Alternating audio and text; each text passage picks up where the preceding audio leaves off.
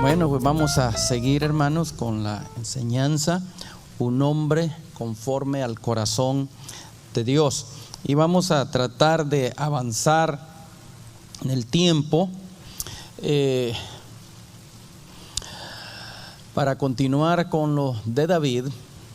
Cuando usted lee ahí en las Escrituras, nos damos cuenta que después de que David, vamos a ir pasando ese capítulo 17 de Primera de Samuel, vemos que David se volvió famoso después de matar a aquel gigante y llegó a formar parte del ejército de Saúl, y salía David a pelear a las batallas y ganaba fama, dice la Biblia, y a raíz de todo esto aquellas mujeres pues cantaban, danzaban cuando venían de regreso de las batallas, y dicen que las canciones de las danzas decían que Saúl hirió a sus 1000 y David a sus 10,000, y esto pues no le cayó en gracia a Saúl, le molestó en gran manera. Pero David hacía simplemente su trabajo y él no estaba buscando ningún favor del pueblo, ni mucho menos hacerle daño al rey. Pero Saúl, sabemos, ya Dios se había apartado de él había apartado su corazón de Dios, y muchas cosas empezaron a suceder. Así que David también llegó a ser amado por el hijo del rey, por Jonatán. Y David también se le había prometido antes de matar a Goliat que aquel que lo matara le darían la hija del rey, cosa que no le habían cumplido. Y cuando llegó el tiempo que se la debería de dar, Saúl, en lugar de darle a Merab como esposa a David, se la dio a otro hombre.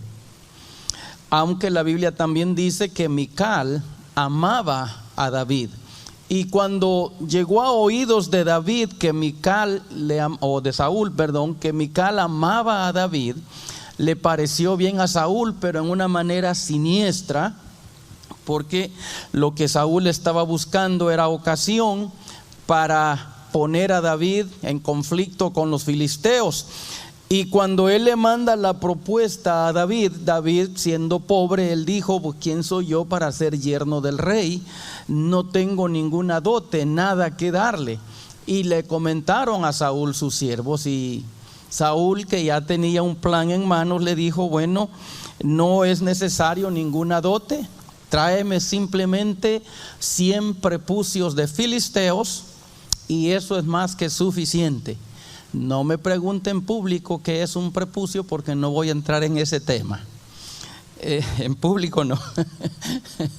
Entonces a David le pareció bien aquello y fue y se los trajo. Y Saúl le dio a Mical por esposa. Ahora las cosas no pararon ahí. David seguía conduciéndose honestamente. Seguía incluso tocando el arpa para Saúl, y muchas veces, dice la Escritura, Saúl trató incluso de matarlo y de clavarlo contra la pared con la misma lanza. Así que finalmente David decide huir. Dice aquí en los apuntes que traigo: cuando se resignó a vivir como fugitivo, fue primeramente a Nob a ver al sacerdote Ahimelech. En el primer versículo del capítulo 21, ahorita lo vamos a leer, veremos que Ahimelech se sorprendió cuando vio a David. Probablemente Ahimelech no estaba al tanto de la orden que había dado Saúl de matar a David. Ahimelech sabía que Goliat había muerto a manos de David. Es probable que también recordara que David había exhibido la cabeza de Goliat por todo Jerusalén. Sin duda alguna, la presencia de David intimidaba, y los sacerdotes no querían padecer la venganza del ejército filisteo. Sean cuales fueren los motivos, el corazón del sacerdote se llenó de temor al ver a David. ¿Por qué nos vamos a meter un poco en esto? Hablábamos en días pasados, en algunas de las clases pasadas, de las enseñanzas pasadas, que David llegó al campamento y se hizo cargo de Goliat. Estamos hablando de un hombre conforme al corazón de Dios, y miramos anteriormente cómo David, un hombre conforme al corazón de Dios, no miró lo grande que era el problema, sino lo grande que sería la victoria. No midió a Goliat conforme a sus fuerzas, sino que lo midió con la estatura de Dios, y se dio cuenta que Goliat, por grande que estuviera, pues era un enano delante de Dios, y David lo miró de esa manera. Ahora, la vida de David va a dar un giro, y eso, la razón que vamos a mirar todo esto es porque dijimos que cuando se dice o se menciona de ser un hombre o una mujer conforme al corazón de Dios, no es que no se equivoque, no es que sea perfecto, sino que sabe reconocer cuando se equivoca, sabe remediar el problema y sabe retomar el camino. Pero como todo buen humano, David también se equivocó en algunas cosas, y por eso queremos mostrarlo, queremos verlo, y por eso nos estamos metiendo un poco en esto, para entender que las personas, en este caso David, que Dios lo llama, o que la Biblia lo llama un hombre conforme al corazón de Dios, también se equivocó y también hizo cosas indebidas. Dice aquí: David no terminó en No por capricho, había buscado refugio en la ciudad de los sacerdotes, al igual que muchos de nosotros en tiempos de crisis.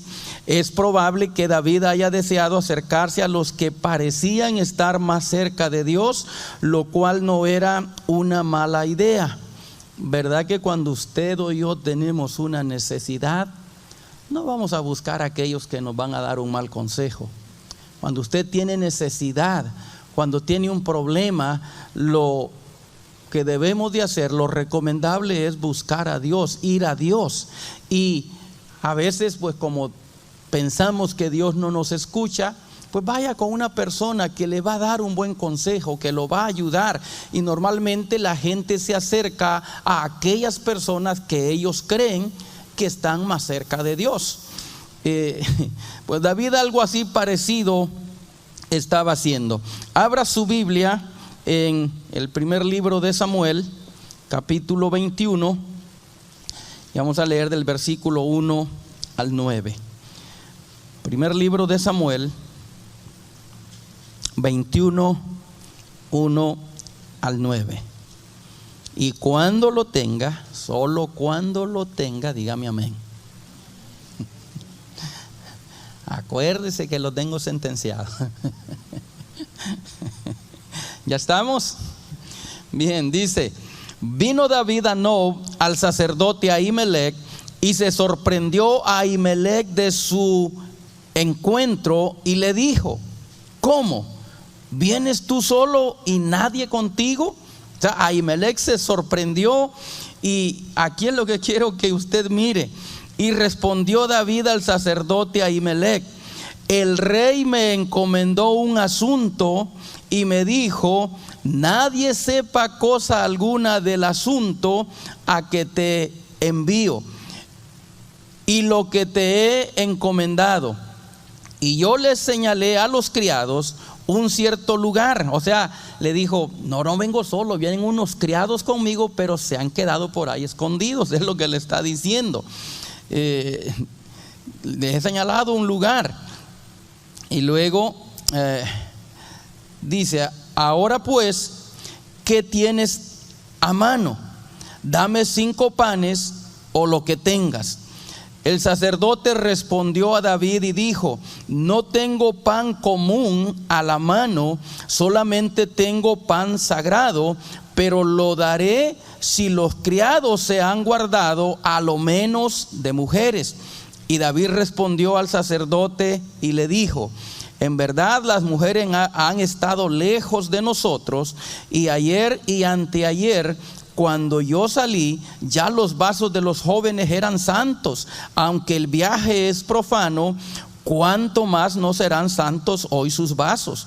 Así el sacerdote le dio el pan sagrado, porque allí no había otro pan, sino los panes de la proposición, los cuales habían sido quitados de la presencia de Jehová para poner panes calientes el día que aquellos fueron quitados.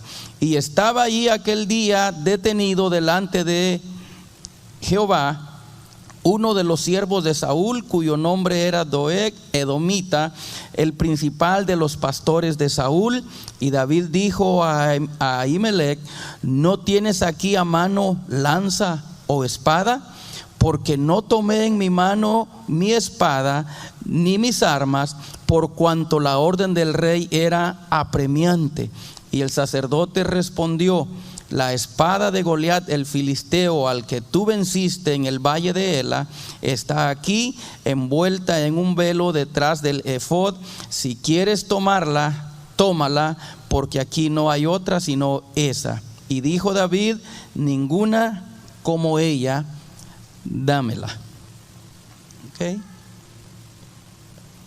¿Cómo era David? Un hombre conforme al corazón de Dios, pero hombre al fin. Cuando Ahimelech preguntó a David cuál era el motivo de su visita, David respondió con una mentira.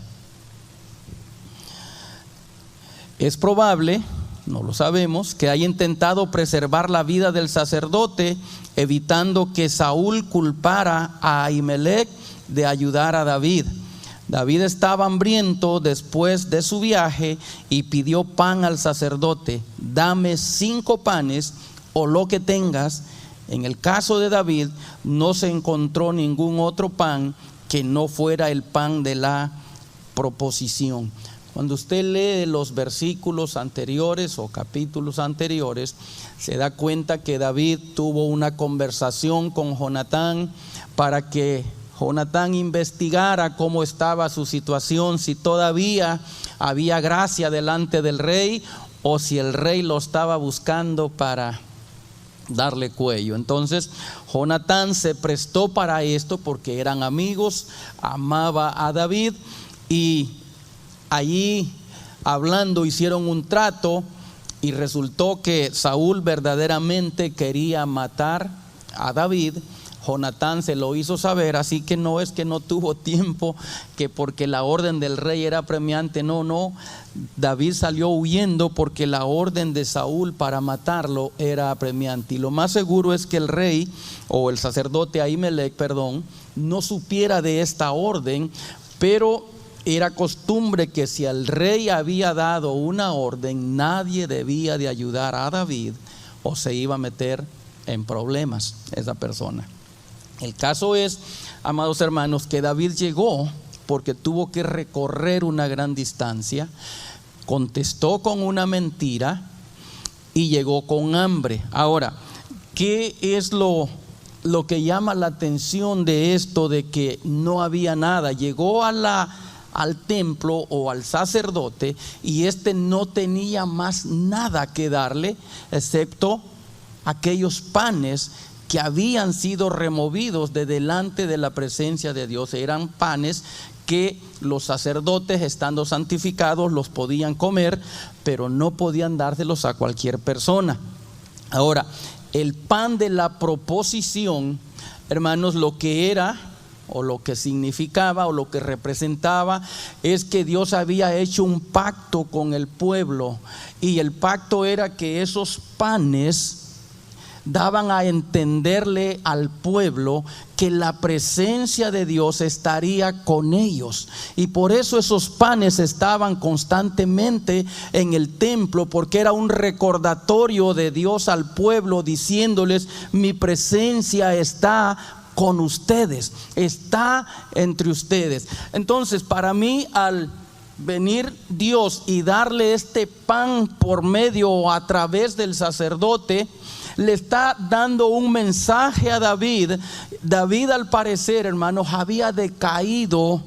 No que no le creyera más a Dios, pero yo no sé si usted puede usar su imaginación y ponerse por un momento en los zapatos de David, que todo lo que David había hecho era hacerle un bien al pueblo, comportarse correctamente, tratar las cosas de una manera correcta, pelear las batallas del rey, hacer lo que el rey le mandaba. Ningún mal hizo David, pero ahora estaba huyendo por su vida, y a todo lugar donde David llegara tenían que agarrarlo, entregárselo al rey, porque si el rey se daba cuenta de esto, iba a haber un problema. Y si usted lee estos capítulos, ahí en lo que leímos dice que ahí estaba Doeg, uno de los siervos principales de Saúl.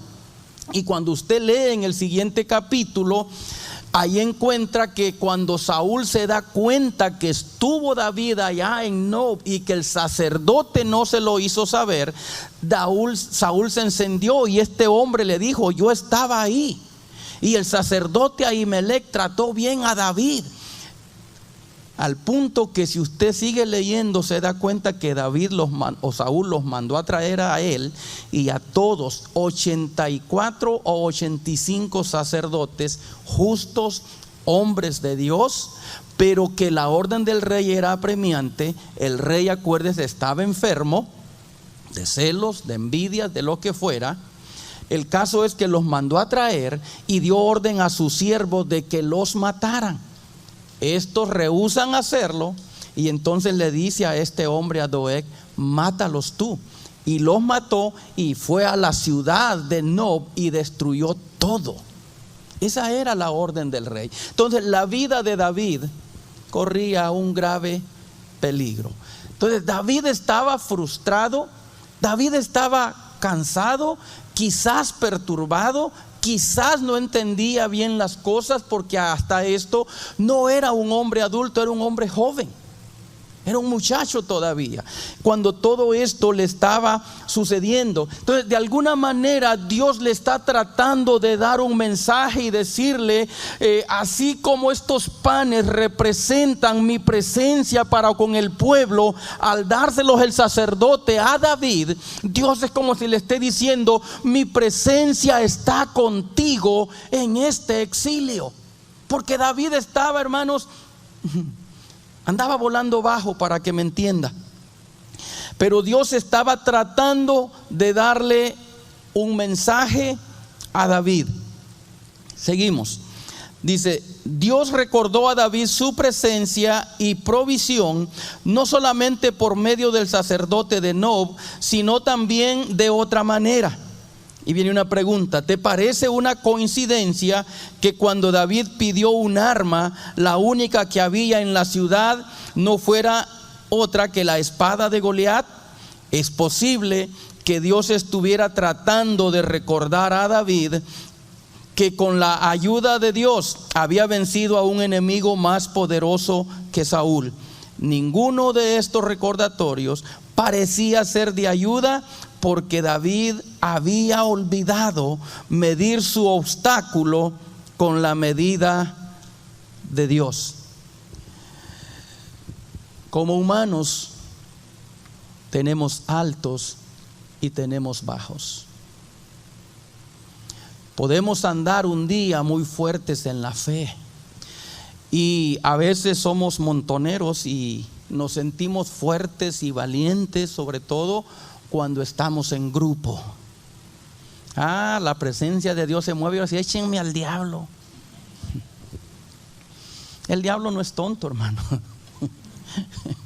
no se va a venir a meter aquí si sabe que los hermanos andan en fuego. No, pero los espera allá afuera. Y cuando lo encuentras solas, a ver, ahora ven y grítame a la cara lo que decías allá adentro. El diablo no es tonto. Pero David parece que había decaído un poco en su fe. ¿No le ha pasado a usted? ¿No se ha sentido decaído alguna vez? Deje ver si es humano. No, mire. No. Algunos honestos nomás y sinceros. ¿No le ha tocado que a veces se siente que hasta ni es salvo? ¿No le ha tocado? Yo tuve que aprenderlo, que no es como me sienta, sino lo que dice Dios en su palabra. Y no me vaya a malentender, no, si salvo aunque haga. No estoy hablando de que ande haciendo travesuras y haciendo cosas fuera del orden y sentirse salvo, porque no es salvo. No. Pero hay veces que nos dormimos bien y otro día nos levantamos y parece que no somos salvos. ¿No le ha tocado? A mí me ha tocado. Incluso a veces tener sueños y en esos sueños usted le falla a Dios. Y yo me he despertado de esos sueños y me he sentado y casi llorado, porque me he dado cuenta en el sueño, no va a empezar a juzgar y sacar conclusiones, que le fallé a Dios y ni siquiera puse resistencia. Y eso es lo que me molesta cuando ya despierto y le digo, ¿cómo es posible que no puse resistencia, que caí de esa manera? Si yo sé perfectamente que es pecado, que no es correcto, ¿cómo caí en esto? ¿Cómo es que en ese sueño no puse resistencia? Y preocupa eso. Pero hay veces que nos sentimos fuertes y hay otras veces, hermanos, que estamos débiles por las diferentes circunstancias que nos rodean. Y yo más bien es lo que miro en David, que las circunstancias lo habían llevado a un extremo de mentir, de correr, de huir, de pensar incluso que hasta Dios quizás se había olvidado de él. Y esto me recuerda a Elías. ¿Se acuerda de Elías? El profeta de fuego, un hombre de Dios que dijo, no va a llover por mi palabra, y no llovió. Y cuando dijo va a llover, llovió. Y cuando dijo tráiganme a los profetas, y los mató, y que hagan un zanjo y que ofrezcan sacrificios, y luego yo ofrezco el mío, y allí Dios se glorificó, mató a aquellos profetas. Pero inmediatamente aquella reina malvada Jezabel hace una carta y se la manda. Y esto pasó rápido. Nomás yo quiero que usted mire cómo somos los humanos. Y le dijo la Jezabel en aquella carta: así me hagan los dioses y aún me añadan, si mañana a estas horas no estás como uno de ellos. Y la Biblia dice que David tuvo miedo, Elías tuvo temor y corrió y se fue a esconder. Y allá lo tuvo que ir Dios a sacar de una cueva. Ando aquí escondido porque me quieren matar, soy el único que queda. Y le hace un discurso: espera, cálmate, no seas dramático, porque todavía hay muchos que no han doblado sus rodillas a Baal. Así que no vengas aquí con tus dramas de que eres el único y que te están buscando para matarte. Sí, pero es una mujer, Elías. Pero yo lo que quiero que mire es cómo un hombre o una mujer de Dios puede cambiar tan drásticamente. Ahora espero que no sean porque son bipolares, pero a veces las circunstancias pueden llevar a una persona, incluso a aquellas personas que son conforme al corazón de Dios. Eso es lo que quiero que vea, para que no esté pensando yo no puedo porque tengo esto. No me vaya a malentender. Estoy hablando de que podemos equivocarnos, de que podemos hacer algo indebido, pero no estoy hablando de un estilo de vida. ¿Lo estamos entendiendo? Sí, si no va a decir, no, él dijo que sí puedo, que como humano Dios, no. No se va a ir a dar vuelo por ahí, porque no es de eso lo que estoy hablando. Estoy hablando de que una situación puede debilitarnos, y llevarnos a hacer cosas indebidas, pero no hacerlo un estilo de vida. Son dos cosas diferentes. Así que David había decaído un poco en su fe. No estaba su fe a tope como cuando enfrentó a Goliat. Vamos a seguir porque incluso estamos tratando, y vamos a ir rápido en esto, para que miremos que aún un hombre conforme al corazón de Dios se puede equivocar. Vamos ahí a continuar ahí en Primera de Samuel, donde nos estábamos, ahora del versículo 10 al 15, 1 Samuel 21, versículos 10 al 15. Y levantándose David aquel día, huyó de la presencia de Saúl y se fue a Aquis, rey de Gat. Este ya era de los filisteos. Y los siervos de Aquis le dijeron: ¿no es este David el rey de la tierra? Oiga, ya era el rey de la tierra, ya había ganado fama. ¿No es este de quien cantaban en las danzas diciendo: hirió Saúl a sus 1000 y David a sus 10,000? Y David puso en su corazón estas palabras y tuvo gran temor de Aquis, rey de Gat. O sea, cuando pronunciaron aquellas palabras, ahí decayó David. Cuando Jezabel dijo: mañana a estas horas te mato, ahí decayó la fe y la confianza de Elías. A veces hay circunstancias que nos llevan, hermanos, en un momento de descuido, a pensar que ya todo se acabó. Y esto le causó gran temor a David, y cambió su manera de comportarse delante de ellos, y se fingió loco entre ellos, y escribía en las portadas de las puertas, y dejaba correr la saliva por su barba. Y dijo Aquis a sus siervos: he aquí veis que este hombre es demente. ¿Por qué lo habéis traído a mí? ¿Acaso me faltan locos para que hayáis traído a este que hiciese de loco delante de mí? ¿Había de entrar este en mi casa?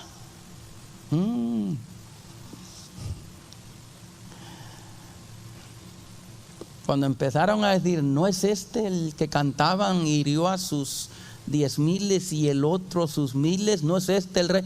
Empezó aquel a hacerla de loco. No puedo fingirme de loco porque pues nunca he sido loco y no sé si pero oiga, empezó a escribir, a hacer grafiti, a andar allá en las puertas, empezó a hacerse loco, empezó a dejar caer la saliva. Y tal vez podemos preguntarnos: ¿por qué los de Gat no lo mataron si se dieron cuenta que este era David? Vamos a leer algo.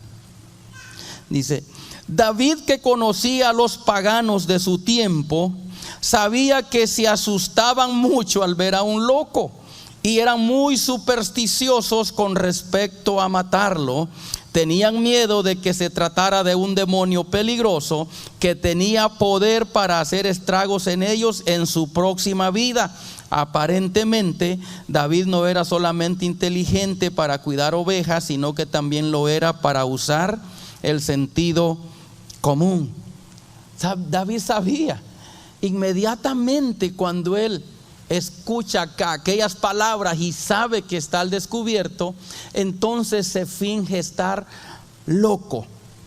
Hermanos, si hubiera estado dando audiciones para un papel teatral, yo pienso que le dan el papel y se gana un Oscar al mejor actor, porque fingió de loco y se la creyeron.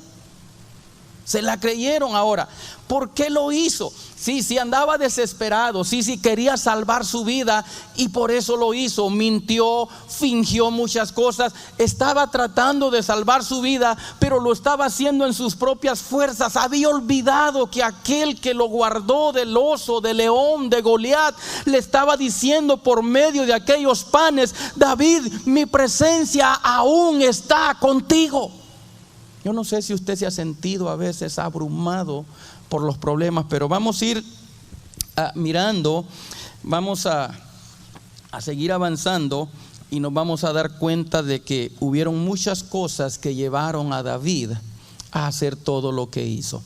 Seguimos, dice: ahora comenzamos a considerar una etapa clave que brindó una preparación dolorosa para el trono que Dios había prometido. Al tener que huir de un rey tremendamente celoso, David reaccionó como fugitivo. Puedes imaginar la desolación de David al ver todas sus esperanzas hechas añicos. Antes dijimos, hemos dicho ya anteriormente que si hay alguien que sabe cómo hacer las cosas, es Dios. Y que nada sucede por casualidad, y que Dios hizo muchas cosas para llevar a David al palacio. Ahora, la pregunta que yo puedo hacer es: ¿se equivocó acaso Dios en sus planes? Hizo que David fuera ungido como rey, hizo que David llegara a la casa, al palacio con Saúl, hizo que David llegara a tiempo a la guerra cuando el filisteo estaba dando voces, gritándole al pueblo. ¿Se habrá equivocado Dios? Le estaba yendo mal a David. ¿No cree que pudo cruzar por la mente de David? Tal vez sí, pero Dios jamás se equivoca. Dios sabe perfectamente lo que está haciendo y todo seguía de acuerdo a su plan, aunque a veces usted y yo no lo entendamos.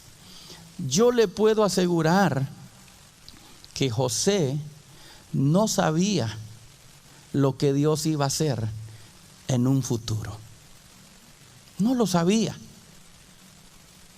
Y los mismos hermanos dicen: nosotros vimos su carita de aflicción cuando lo vendimos, como preguntándose: ¿por qué me hacen esto? Pero José lo declara después cuando se da a conocer a sus hermanos: ustedes no me mandaron aquí. Pero al principio José no sabía eso. Lo entendió después. Ustedes no me mandaron aquí, me mandó Dios para preservarles la vida, para preservar la línea mesiánica, para preservar lo que Dios quería preservar. Entonces Dios no se había equivocado, pero muchas veces hay que sufrir, hay que batallar para poder alcanzar los propósitos divinos. No siempre es fácil, y no fue fácil para David. Probablemente, dice, nunca antes se había ido de su hogar hasta que Saúl lo llamó a su servicio. Lleno de sueños y maravillosas expectativas, el joven David se encontró con una pesadilla. No solo había dejado su hogar, sino que también se había huido lejos de él. David tuvo que separarse de sus padres, de su casa, de sus chivas, y luego ya para este entonces ya le habían dado a Mical. Tuvo que dejar a su joven esposa, tuvo que dejar a su amigo Jonatán, que lo amaba, para huir y poder salvar su vida. Entonces habían muchas cosas que estaban pasando en la vida de David. Pero, hermanos, cuando a pesar de estas situaciones adversas que vienen, usted y yo reaccionamos bien y damos lugar a que Dios se glorifique, entonces las cosas pueden cambiar. Y cuando digo bien, es que a pesar de los problemas, a pesar de las luchas, a pesar de las aflicciones, a pesar de la contrariedad, a pesar de lo abrumados que estemos, dejamos que Dios obre en aquella situación, y entonces estas situaciones adversas se convierten en un aprendizaje para nosotros. Una cosa que he aprendido a lo largo de los años es, hermanos, que cuando estamos pasando por dificultades, ¿alguien de ustedes ha pasado o está pasando dificultades? ¿O alguna vez ha pasado? ¿Sí? Sí, sí, vale más que diga amén, porque si no voy a pensar que usted no es humano.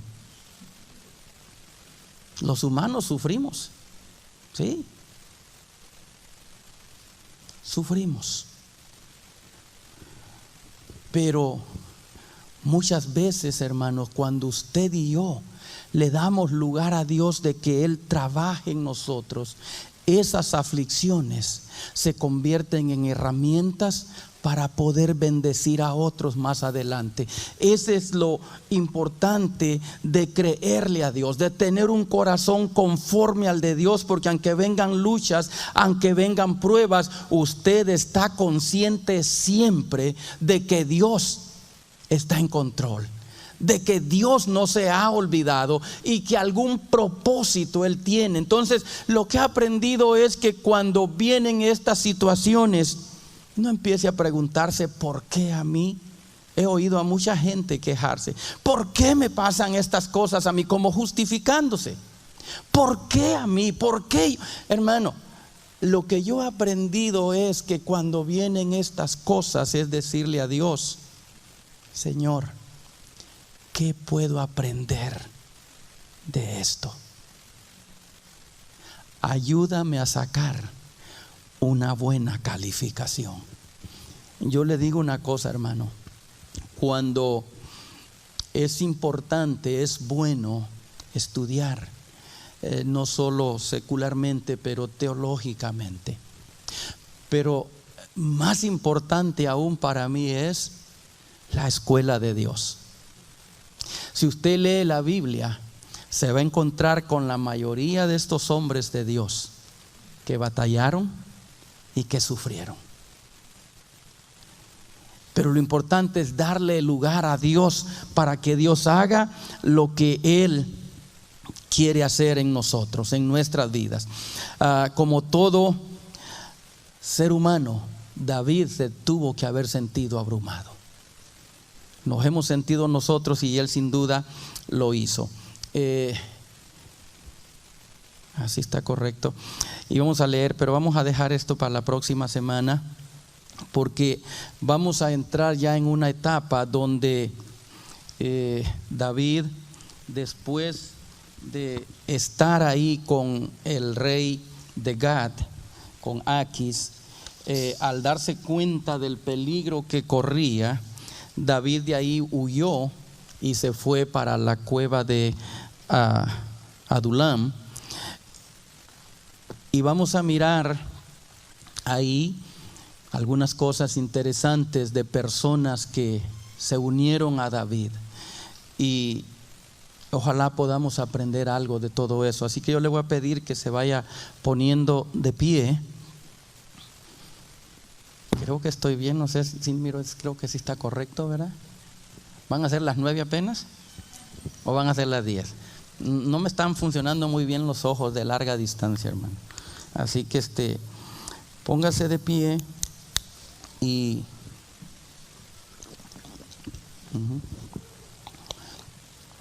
medite por un momento las cosas que pudiera usted estar pasando, las cosas que han pasado en su vida y que quizás no hemos reaccionado de la manera adecuada porque no hemos entendido el propósito divino. Cuando Dios quiere convertirnos en pan para otros, hermanos, hay un proceso. Me llama la atención de una alegoría de una joven que quería servir a un rey. Y este rey representaba a Jesucristo por todo en la alegoría. Pero entre tantas cosas que pasaron, esta joven fue llevada al desierto. Y en el desierto miró unas pirámides. Y entraron a aquellas pirámides y empezó a mirar que habían diferentes clases de granos que iban a moler.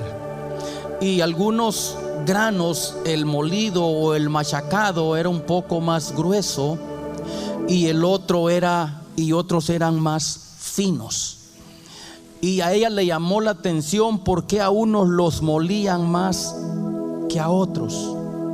Y cuando preguntó, la respuesta que le dieron es que dependiendo el uso, así es el machacado, así va a ser el molido que se le va a dar.